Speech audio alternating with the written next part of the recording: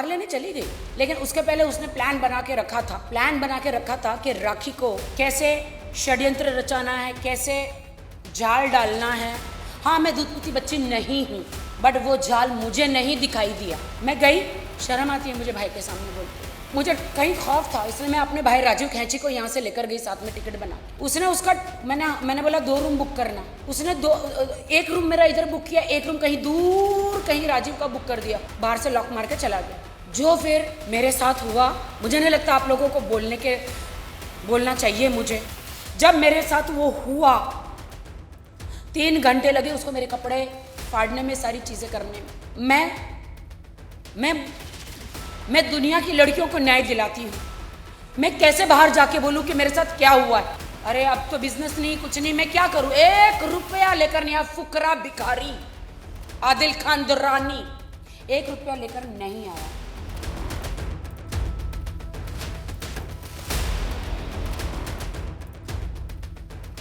ਬਾਲੀਵੁੱਡ ਦੀ drama Queen Rakhi Sawant ਆਪਣੇ ਵਿਵਾਕ ਅੰਦਾਜ਼ ਦੇ ਲਈ ਜਾਣੀ ਜਾਂਦੀ ਹੈ। ਬੀਤੇ ਦਿਨ ਉਸ ਦਾ ਪਤੀ ਆਦਿਲ ਜੇਲ੍ਹ ਚੋਂ ਰਿਹਾ ਹੋ ਕੇ ਵਾਪਸ ਆਇਆ ਹੈ, ਜਿਸ ਤੋਂ ਬਾਅਦ ਉਸਨੇ ਰਾਖੀ ਤੇ ਕਈ ਇਲਜ਼ਾਮ ਲਗਾਏ ਨੇ। ਰਾਖੀ ਭਲਾ ਫਿਰ ਕਿੱਥੇ ਪਿੱਛੇ ਰਹਿਣ ਵਾਲੀ ਸੀ? ਉਸਨੇ ਵੀ ਪ੍ਰੈਸ ਕਾਨਫਰੰਸ ਬੁਲਾਈ ਅਤੇ ਆਦਿਲ ਦੇ ਬਾਰੇ ਪ੍ਰੈਸ ਕਾਨਫਰੰਸ ਦੇ ਦੌਰਾਨ ਕਈ ਅਹਿਮ ਖੁਲਾਸੇ ਕੀਤੇ। ਇਸ ਪ੍ਰੈਸ ਕਾਨਫਰੰਸ ਵਿੱਚ ਰਾਖੀ ਨੇ ਕਈ ਇਲਜ਼ਾਮ ਆਦਿਲ ਦੁਰਰਾਨੀ ਤੇ ਲਗਾਏ। ਰਾਖੀ ਦਾ ਕਹਿਣਾ ਹੈ ਕਿ ਆਦਿਲ ਨੇ ਉਸ ਨੂੰ ਜਾਨੋਂ ਮਾਰਨ ਦੀ ਕੋਸ਼ਿਸ਼ ਕੀਤੀ ਸੀ ਅਤੇ ਉਹ ਆਪਣੀ ਗਰਲਫ੍ਰੈਂਡ ਦੇ ਨਾਲ ਰੇਪ ਦੇ ਇਲਜ਼ਾਮ ਵਿੱਚ 22 ਦਿਨਾਂ ਤੱਕ ਜੇਲ੍ਹ ਵਿੱਚ ਵੀ ਰਿਹਾ।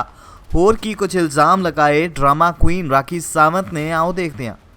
राखी जी, आपसे सवाल है, क्या आदिल ने जो आरोप आप पर लगाया है कि किसी धर्म को आपने नहीं छोड़ा है, ऐसा बड़ा आरोप लगाया है, पीएम से गुहार कर रहे हैं, क्या कहेंगे आप आदिल के तमाम आरोपों पर? पहले क्योंकि आपको आरोप तमाम पते हैं। मैं हिंदू धर्म में पैदा हुई। मेरी माँ जया सावंत, मेरे डैडी आनंद सावंत।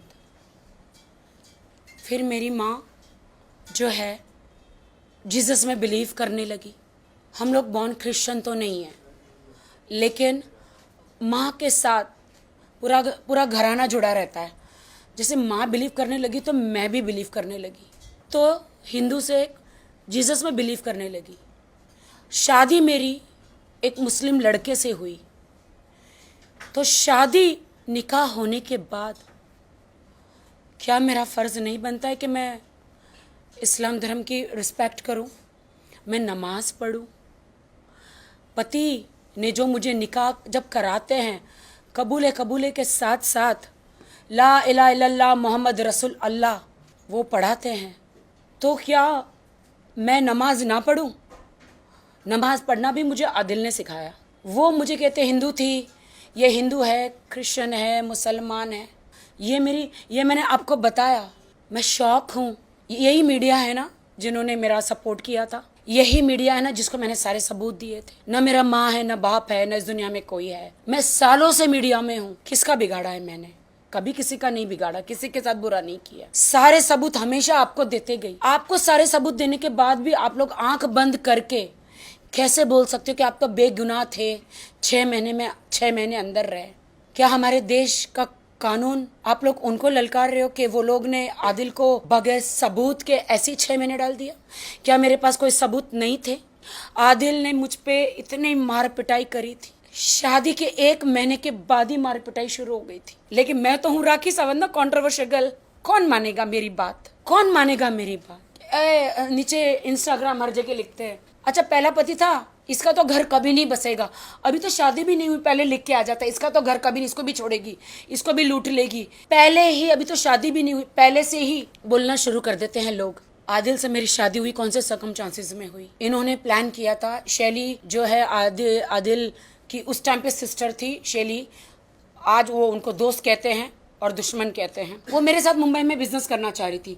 मेरी 4 बंगले की जगह है, वो वहाँ पे वो एक क्लिनिक खोलना चाह रही थी। हमारा एग्रीमेंट हुआ तो उन्होंने कहा राखी तू तो छोटी गाड़ी में घूमती, अच्छा नहीं लगता, मैं तुझे एक गाड़ी गिफ्ट करना चाहती हूँ। तो आदिल का बिजनेस था छोटा मोटा, सेकेंड हैंड कार के देता था, तो ये लोग भाई बहन आपस में थे। तो उन्होंने मुझे शैली ने बोला कि you come here, I want to gift you car. मैंने कहा जरूरत नहीं है। मैंने कहा शैली आप एक काम करो ना, कार आप है ना मुंबई भेज दो, बट अब मुझे नहीं पता कि वहाँ पे क्या षड्यंत्र रचा जा रहा है आदिल खान दुरानी का।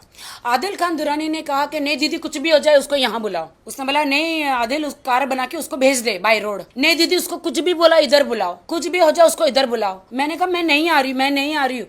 1000 बार मना करने के बाद भी उसने बोला नहीं आपको क्या क्या चाहिए अंदर कार में ये। तो फिर मैं बोली यार कभी मैं BMW कार में घूमी नहीं हूँ, मैं कार लेने चली गई। लेकिन उसके पहले उसने प्लान बना के रखा था कि राखी को कैसे षड्यंत्र रचाना है, कैसे जाल डालना है।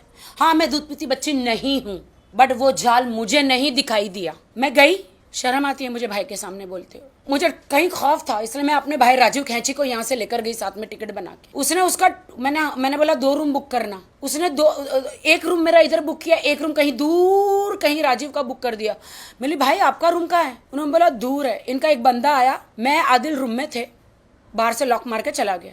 जो फिर मेरे साथ हुआ मुझे नहीं लगता आप लोगों को बोलना चाहिए मुझे। इसके गवाह 3 लोग हैं, उर्फी जावेद, राजीव खैंची और शैली, जिन्होंने मुझे कार देने के लिए बुलाया था। जब मेरे साथ वो हुआ 3 घंटे लगे उसको मेरे कपड़े फाड़ने में, सारी चीजें करने में। मैं दुनिया की लड़कियों को न्याय दिलाती हूँ। मैं कैसे बाहर जाके बोलूं कि मेरे साथ क्या हुआ है? कौन मानेगा क्या होगा? मैंने बोला अब मैंने उस वक्त ठान लिया कि मैं पुलिस में जाऊंगी और मैं कंप्लेंट करूंगी हर चीज। मैंने उर्फी को तुरंत फोन किया, उर्फी रो के, उर्फी मैं क्या करूं? उर्फी मेरी बेस्ट फ्रेंड थी तभी। उर्फी ने बोला मैं तेरे को अभी से अभी कार भेज रही हूँ, तू आ जा, तू होटल तेरा चेंज करवा देती हूँ, तू आ जा अभी कभी, तुझे मैं वहां से कार भेज रही हूँ। भाई बिल्कुल आप पूछ लेना आप लोग उर्फी से। और दूसरे दिन वो कार दे रहे थे मुझे, मैं बात नहीं कर रही थी। मैंने कहा आपने गलत किया, मैंने शैली को बताया, मैंने सबको बताया, क्यों नहीं बात कर रही हो ये वो। फिर इसने बोला कि don't be sad, you are a nice girl, I want to marry you. दूसरे दिन I love you, I want to marry you, I want to live with you, मैं तेरे साथ रहना चाहता हूँ। उस वक्त मेरा दिल नरम हो गया।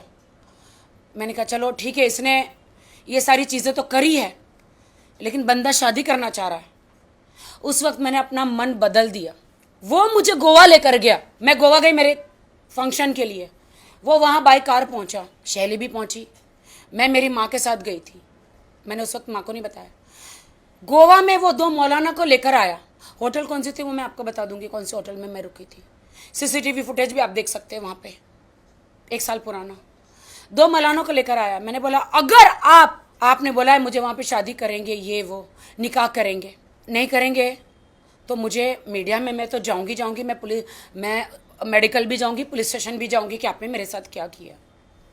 देन मौलाना को लेकर आए। मौलाना मुझे देख के डर गए, गोवा के मौलाना। अरे भाई राखी सावंत का निकाह, नहीं हम नहीं करेंगे। फिर मैंने बोला मौलाना सुनो, इन्होंने मेरे साथ क्या बोलते जीना किया है और ये मेरे से निकाह करना चाहते हैं, मैं भी इनसे करना चाहती हूँ। आप अल्लाह को जवाब देंगे कि क्या आप मेरा निकाह नहीं कराना चाह रहे? जब हम दोनों राजी हैं तो वो बोलते कि आदिल खान दुरानी क्या बोलते हो? तो वो बोलता है कि हाँ मुझे निकाह करना है। हालांकि वो मेरे बारे में सब जानते थे, रितेश के बारे में, मेरी कंट्रोवर्सीज के बारे में, मेरी जिंदगी एक खुली किताब है सबके सामने। कहीं एक छोटे से मैं टेलीविजन पे नहीं छपी हूँ, मैं एक ब्रांड हूँ।